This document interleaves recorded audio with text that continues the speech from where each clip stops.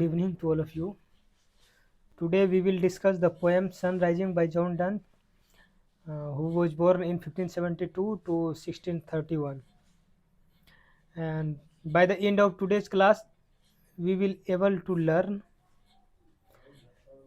lots of things. So the objective of today's learning is number one, understand the background of John Donne and metaphysical poet. Number two, we will explore the central theme of the sun rising. Number third, analyze we will analyze the poem stanza by stanza. Number four, identify important literary device. And number five, discuss the major theme of the poem. And number six, compare Donne's idea with the other poet. And number seven, evaluate the poem from critical perspective. And at last point, we will relate the poem to present day life. To study with this method is known as Bloom's taxonomy. Bloom's taxonomy is an educational framework that organizes learning goal into a pyramid of thinking skill from the most basic to the complex. So first we will discuss about context building. This poem was written in the Renaissance period. The Renaissance was the period of rebirth in Europe that marked the transition from the Middle Ages to the modern world. It witnessed remarkable developments in literature, art, science, philosophy, and religion. John Donne wrote during the late Renaissance, Elizabethan to Jacobean age, and his poetry reflects many Renaissance ideals. Number one, humanism. Humanism is the belief that human beings, their region, emotion, and experiences are valuable. Shifted attention from God centered medieval thinking to human centered thinking. The feature of humanism. So, number one, focus on human dignity, importance of region and education, interest in classical Greek and Roman literature, celebration of human potential. So, connection with sun rising. Donne places human love above the sun, suggesting that human experience is more significant to natural authority. The lover becomes the center of the universe. Example: this bed thy center is, this wall thy sphere.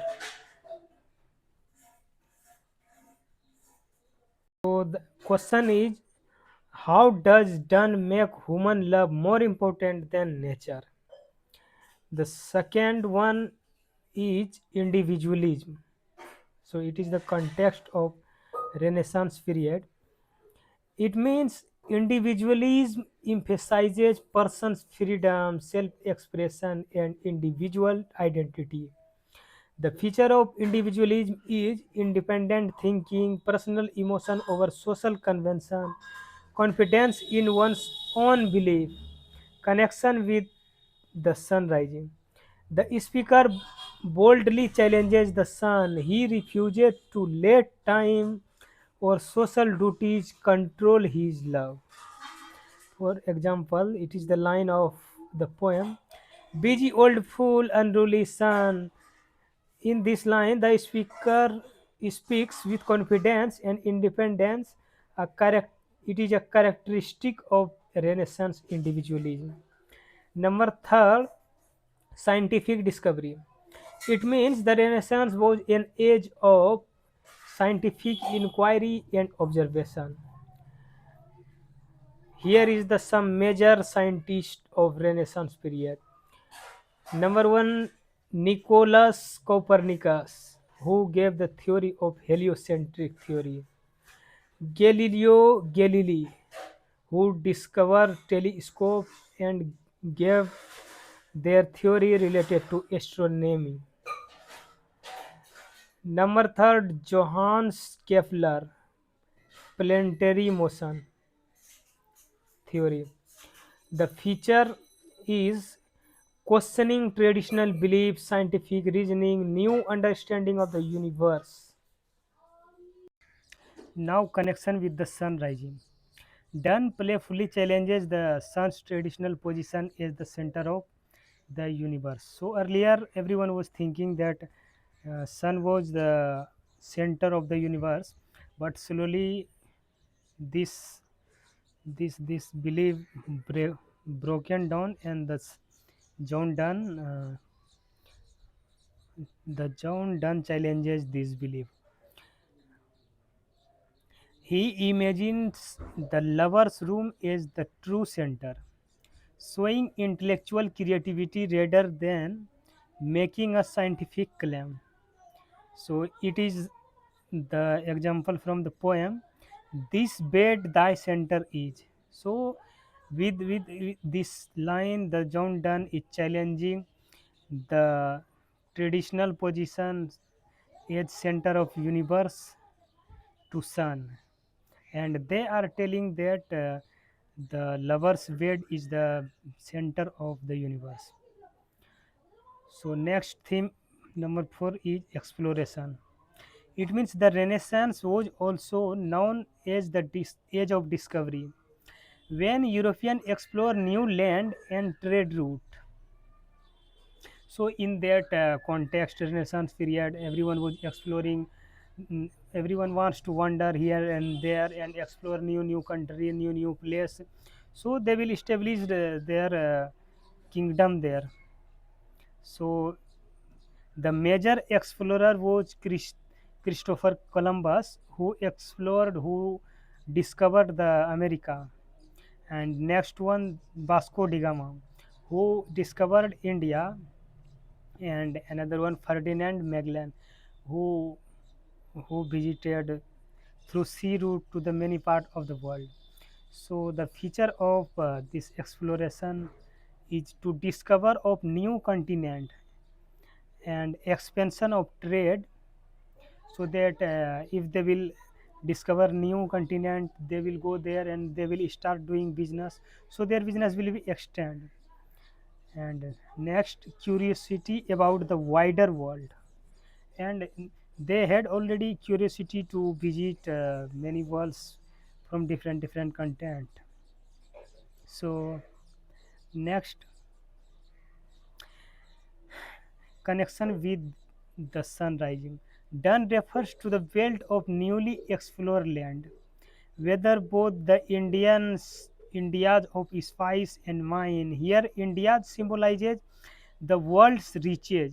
The speaker claims that all this wealth is insignificant compared to his beloved. So they are comparing to the wealth to their lover, and they are giving more preference to their lover. Now next one is religious conflict. In Renaissance period, it means the Renaissance was marked by religious division between Catholic and Protestant. Following the Protestant Reformation, there was lots of reformer who goes against the traditional system, and there was lots of thing in religion that was happening very bad. So they try to reform the religion, and there was some major event. Number one is Protestant Reformation. It was started by Martin Luther, and another one, Catholic Counter Reformation. And next, religious persecution and conflict. So the feature of this religious conflict, debate over religious authority. So the religious power was in hand of some authority. So they start debating on religious authority, political and religious instability. So that time, political as well as religious, there was not stability. And another one is search for spiritual truth. So people were thinking that what is the real truth, they went in search of real truth. So let let's see the connection with the John Donne. Donne was born in Catholic family, but later became an Anglican priest. His poetry often explored faith, doubt, and spirituality. Although The Sun Rising is a secular poem, it reflects the Renaissance spirit of questioning authority.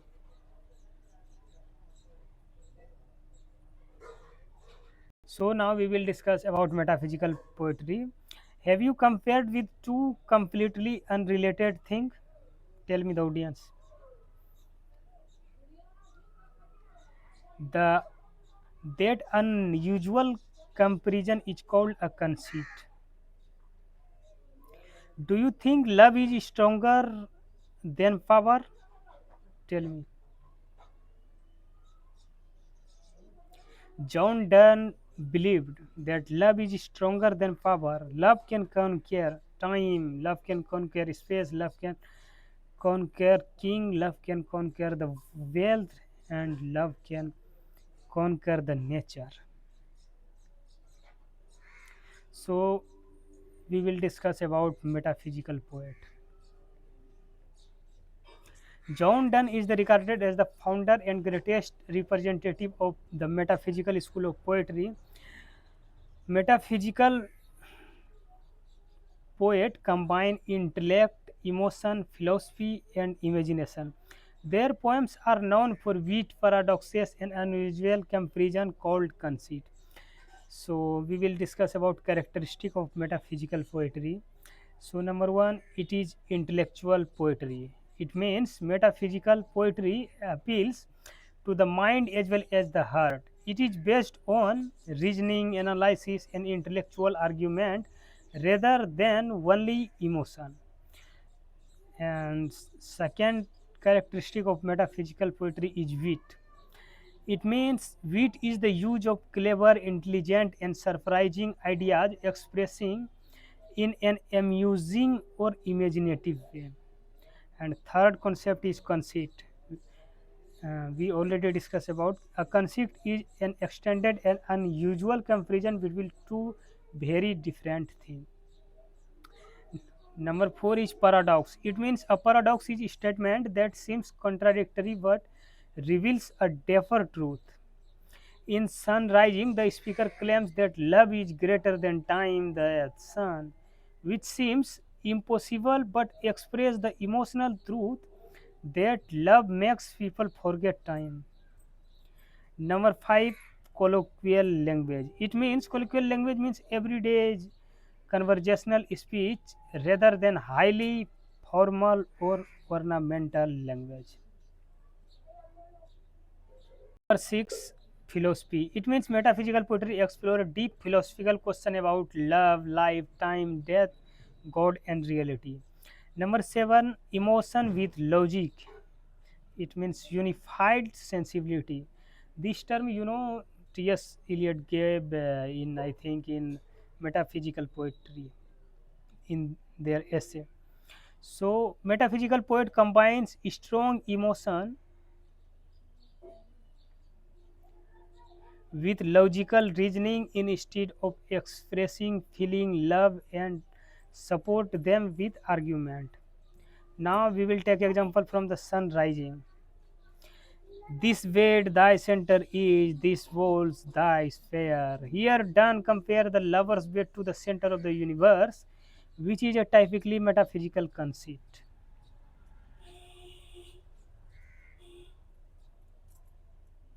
Now we will discuss about another context, Dean of Saint Cathedral, meaning a dean is the senior priest responsible for the admiration and spiritual leadership of the cathedral. John Donne became the dean of St. Paul's Cathedral in London in 1621, one of the highest positions in the Church of England. Why is it important? He was the only one a poet but also a respected religious leader and preacher. His later work include famous holy sonnet and religious sermon. His dual identity as a poet, as a love poet and religious thinker give his writing exceptional depth. And his life had two major phases. first is young Donne. In this period, they write poems like The Sun Rising, The Flea, The Canonization, and later Donne wrote poems related to religious poetry and sermons. It means Holy Senate. Now we will discuss about poet of love. John Donne is known as the poet of love because many of his poems explore different dimensions of love: physical, emotional, intellectual, and spiritual. Feature of Donne's love poetry: love as a union of body and soul. Love is stronger than time. Love is superior to wealth and power. Love creates their own universe. Example from The Sun Rising: love all alike, no season knows nor no crime. This line shows that true love is timeless and universal, and other famous love poems is The Sun Rising, Good Morrow, The Canonization, A Valediction Forbidding Morning, The Flea. Unlike Petrarchan poets, Donne presents love as a intellectual, realistic, and philosophical, not merely sentimental. Now, next point: inventor of unusual conceit. A conceit is an extended comparison between two very different things. Donne is famous for the creating original and unexpected conceit, earning him the reputation of an innovator of English poetry. Example of John Donne's conceit. In Sun Rising, the line, "This bed thy center is, this wall thy sphere." The lover's bedroom is compared to the entire universe. In Valediction Forbidding Morning, the two lovers are compared to the two legs of compass, meaning even when separated, they remain spiritually united. In the flea becomes a symbol of the lovers' union. It means a teeny insect is transformed into an argument for love. Why are these concepts important? They surprise the reader, they stimulate intellectual thinking, they combine imagination with logic, they distinguish metaphysical poetry from earlier love poetry. Now we will read the poem stanza by stanza. So it is the first stanza. Busy old fool, unruly son, why dost thou thus through window and through curtain call on us? Must to thy motions lovers seasons run? Saucy pedantic race go side, let schoolboys and short pretenses go tell court huntsdom man that the king will ride, call country ends to harvest offices, love all alike, no season knows nor crime, nor hours, days, months, which are the rage of times. So we will discuss uh, busy old fool, unruly son, why dost thou thus through windows and through curtain call on us? So in this poem, who is speaking? Definitely the lover is speaking, and the poem begins with the speaker angrily and playfully addressing the sun. He calls it a busy old fool because it enters his room through the window and curtains, disturbing him and his beloved. He believes the sun has no right to interrupt their private moment. Much to thy motion, lover seasons run. It is another line, next line. The speaker questions whether lovers should organize their love according to sun's moment. He argues that true love is independent of time and should not be controlled by morning, evening, or changing seasons. Now we will read next line. Saucy, pedantic, rage, go child, let school boy, and sore pretentious. So, in this poem, the speaker sarcastically tells the son to stop bothering lovers and instead walk up lazy schoolboys and unhappy apprentices who have duties and responsibilities. Lovers, however, are free from such worldly obligations. So we will read next line. Go tell court huntsmen that the king will ride coal country ends to harvest offices. So the speaker continues to saying that sun should perform its real duty, informing royal hunters that the king is going hunting and walking hardworking farmer cold countries and to begin harvesting. These people depends on the sun for their daily work, unlike lover. Now next line. Love all alike, no season knows nor crime, nor our days, months, which are the rays of time. So in this stanza, conclude with the poem's central idea. The speaker declares that true love is eternal. It is not limited by season, climate, hours, days, or months. Time is insignificant in comparison with genuine love.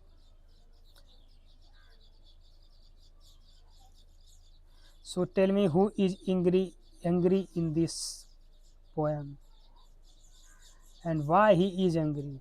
So the lover is angry and the sun is disturbing him, because of that he is angry. And the speaker values love more than natural order. And in this stanza, poet is using literary devices personification. Sun becomes as a person.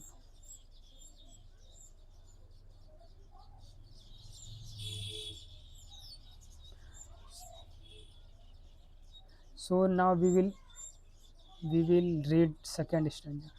Thy beams so revered and strong, why shouldst thou think I could eclipse and could them with a wing?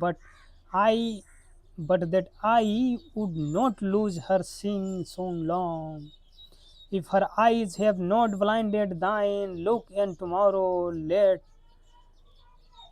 tell me whether both thou Indian of spice and mine, we where thou leftest them, or lie here with them me. Ask for those kings whom thou sawest yesterday, and thou shalt hear all here in one bed lay. So the meaning of first two line, thy beams so revered and strong, why shouldst thou think? The speaker admits that the sun's rays are powerful, respected, and majestic, but he questions why the sun is so proud of its power. Your rays are powerful, but why do you think you are so important? Dunn begins to challenge the sun's authority. I could eclipse and could them with a wing, but that I would not lose her sight so long. The speaker says that he can block the sun's light simply by closing his eyes with a wing. However, he chooses not to do so because he does not want to stop looking at his beloved. His beloved is more attractive than the sun. In this stanza, he wants to say his beloved is more attractive than the sun. And here he used the literary devices hyperbole. It means exaggeration of some idea or thoughts or conceit. And he wants to conclude that love is more beautiful and valuable than sunlight. Now its next line. If her eyes have not blinded thine, It means the speaker boasts that his beloved eyes are so bright and beautiful that they should have blinded the sun. Oh my god. It means her beauty surpasses the brightness of the sun. And in this stanza, he also uses the hyperbole, the imagery. Look and tomorrow let tell me. It means the speaker challenges the sun to travel around the world and return the next day with an answer. It means go and see whether there is anything more valuable than my beloved. No, no, no. There is not more valuable than your beloved.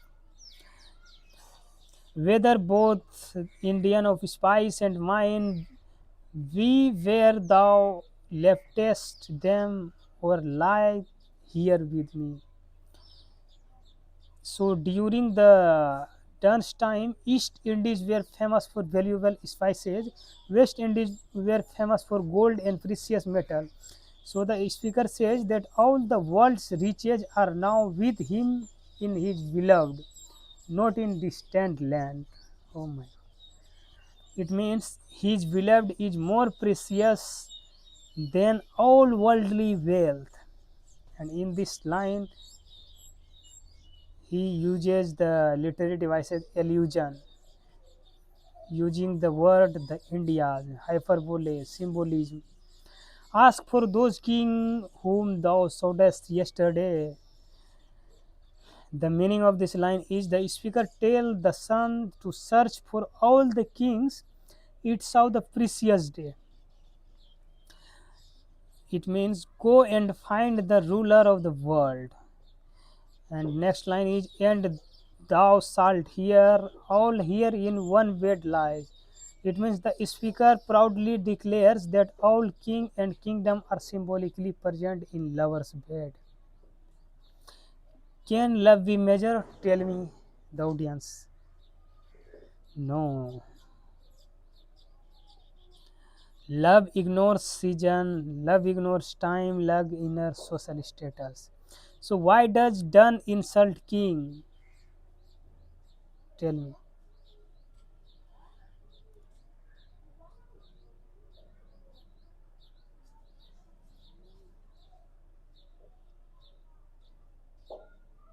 Now the next line, thy beams so revered and strong, why should thou think?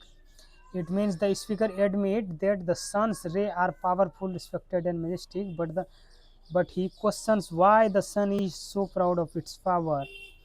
Your rays are powerful, but why do you think you are so important? Done begin to challenge the sun's authority. Now we will discuss third stanza. She is all state and all princess, I nothing else is. Princes do but play us compared to this, all honors mimic all wealth alchemy. Thou son art half as happy as we, in that the world's contracted thus, thin as asks is, and since thy duty be to harmful the world that's done is warming us. Shine here to us, and thou art everywhere. Thy this bed, thy center is this walls, thy spare.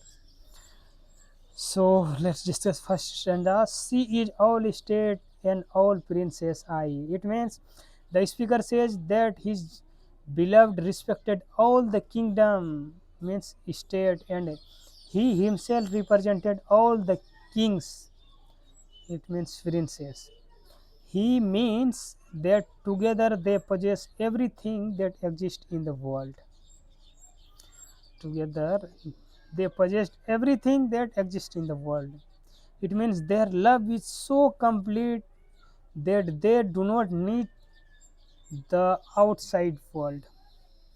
Literary device used in this poem, metaphysical conceit, metaphor, hyperbole. Nothing else is.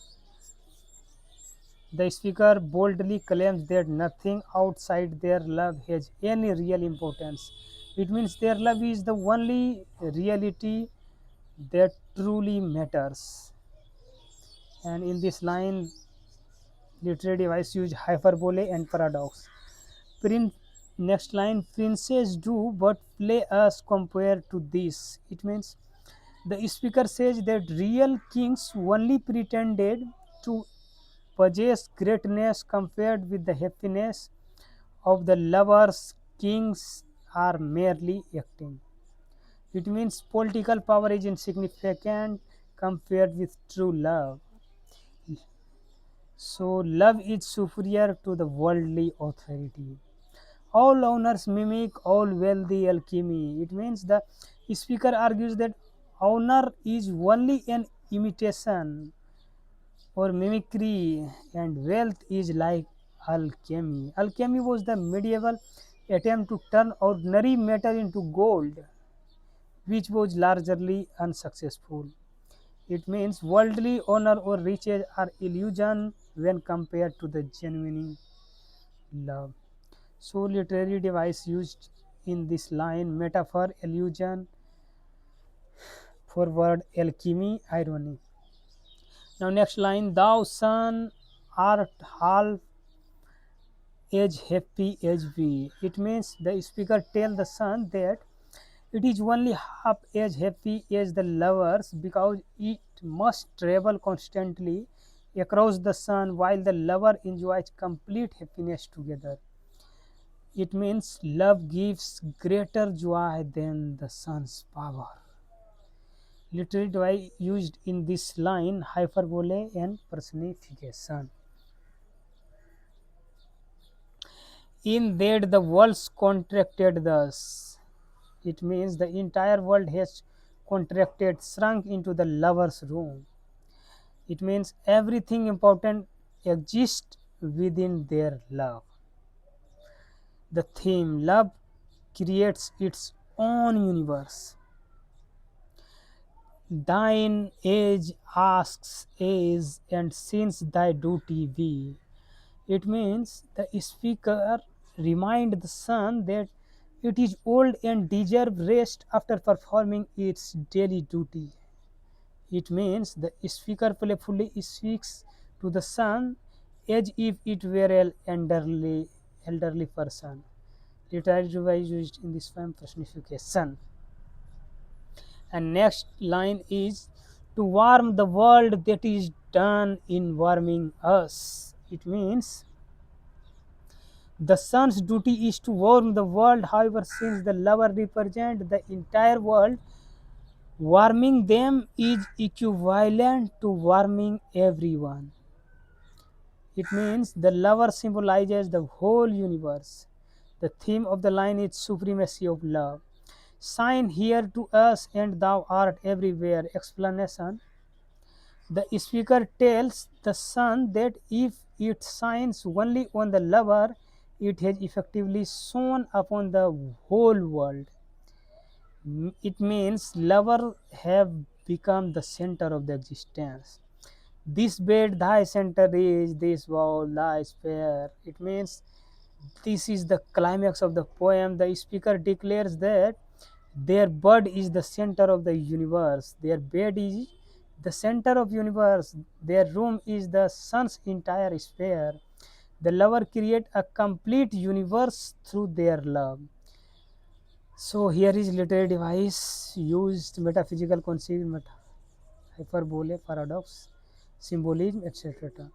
The summary of the third stanza is in the final stanza the speaker declares that he and his beloved together represent the entire world. Kings, kingdom, honors, and wealth are insignificant compared with their love. He tells that the sun that the shining on them alone it has fulfilled its truly and illuminate the whole world because their love has transformed their room into the center of the universe.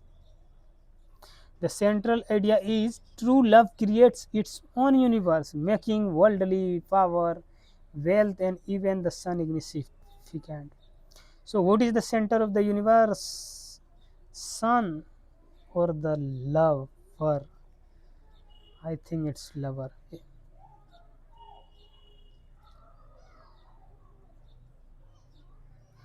So here is some term metaphysical concept. It means an extended surprising comparison between two unrelated things.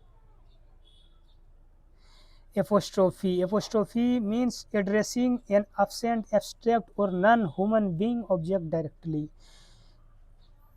Makes the poem dramatic and conversational. Personification gives human quality to non-human object.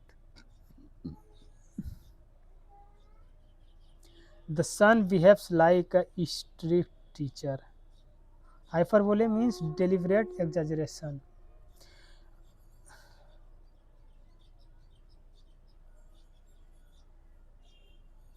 So here is some symbolism used in this poem. Sun. Sun symbolizes times, authority, nature. Bed symbolizes the universe of love. King symbolizes political power. India, it means wealth and prosperity. Light, it means beauty and truth. And here is rhetorical question. Must to thy motion lovers season run? The question challenges the sons rather than speaking an answer. And here is some imagery used in poem. Now we will look what the T.S. Eliot commented about this poem. Donne demonstrate a unified sensibility, blending emotion and intellectual application. The speaker expressed deep love, logical argument, and witty reasoning. Can intellect and emotion exist together? Alan Gardner says Donne's poetry is dramatic thinking. The poem unfolds like a dramatic conversation with the sun. The major theme of the poem is supremacy of love. Love is greater than nature, time, and political power. Love and time. Love transcends hours, days, months, and seasons. Love is a microcosm. The lover's room symbolizes the entire universe. Humanism. Human emotions are valued above external authority. Challenge the authority. The speaker boldly challenges the sun, kings, and worldly power.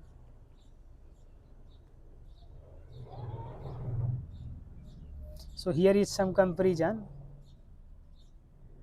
John Donne versus William Shakespeare. Best comparison. John Donne, metaphysical poet. William Shakespeare, Elizabethan poet. John Donne uses intellectual and argumentative. William Shakespeare uses emotional and lyric poetry. John Donne uses metaphysical conceit. William Shakespeare uses conventional metaphor. John Donne used conversational language. William Shakespeare uses musical and elegant language. John Donne blended emotion with logic. William Shakespeare emphasizes emotions and beauty. John Donne challenges the sun. William Shakespeare celebrated the sun.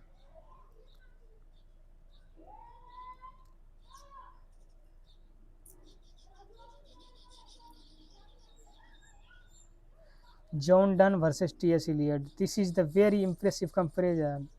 John Donne, metaphysical poet. T.S. Eliot, modernist poet. John Donne, intellectual. T.S. Eliot also intellectual. John Donne, fragmented idea. T.S. Eliot, fragmented modern life. John Donne, complex imagery. T.S. Eliot, complex symbolism. Both are philosophical. So T.S. Eliot admired Donne. He wrote that Donne possessed unified sensibility, meaning thoughts and feeling became one.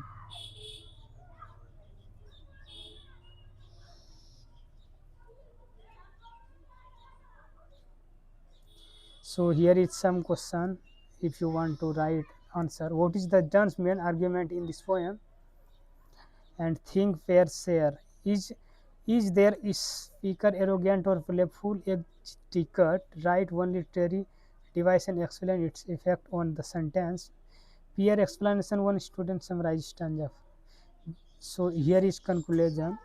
The Sun Rising is a classical metaphysical poem in which John Donne celebrated the supremacy of love over time, nature, wealth, and political power. Through it, metaphysical concept, paradoxes, hyperbole, personification, and dramatic dialogue, dawn transforms an ordinary morning into a profound philosophical statement. True love creates its own universe where the lover becomes the center of the existence. So,